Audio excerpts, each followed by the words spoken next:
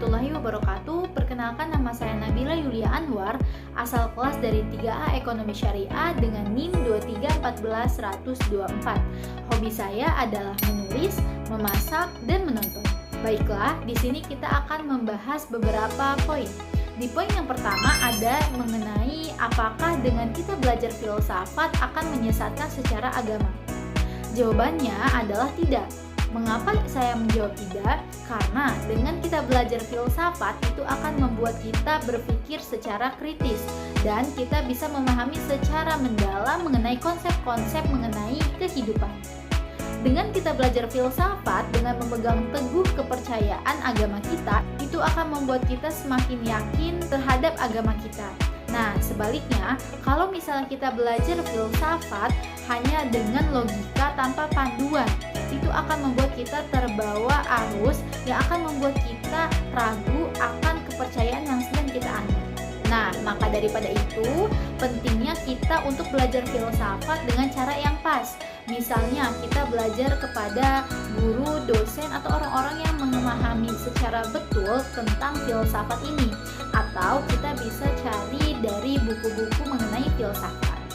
Di poin yang kedua, ada mengenai hubungan ontologi, epistemologi, dan aksiologi. Nah, ontologi, epistemologi, dan aksiologi ini memiliki hubungan yang sangat erat. Ontologi ini menjelaskan tentang apa yang ada.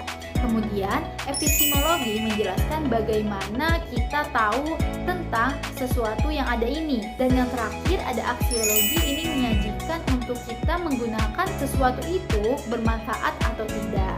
Selanjutnya di poin yang ketiga ada mengenai sejarah filsafat dalam Islam. Filsafat dalam Islam pada saat itu berkembang sangatlah pesat. Pada abad ke-8 Masehi, filsafat mulai berkembang. Ada beberapa tokoh dalam filsafat ini. Yang pertama ada Al-Kindi, yang kedua ada Al-Farabi, yang ketiga ada Al-Ghazali, yang keempat ada Ibnu Rushd. Nah, poin yang terakhir yang kita akan bahas kali ini adalah bagaimana kesan tentang mempelajari filsafat. Kesan yang pertama ini adalah sangat seru karena kita bisa belajar dengan menggunakan sudut pandang yang berbeda, dengan kita berpikir secara lebih kritis. Dan dosennya pun yang memberikan materi mengenai filsafat ini asik, dan itu membuat kita ingin tahu dan lebih seru untuk mempelajari tentang filsafat ini. Adapun tantangannya itu adalah mungkin dari bahasanya itu, dari bahasa di dalam filsafat ini sangatlah abstrak yang mungkin kita belum mengetahuinya dahulu. Cukup sekian yang dapat saya sampaikan dalam pembahasan kali ini. Kurang dan lebihnya mohon dimaafkan. Wassalamualaikum warahmatullahi wabarakatuh.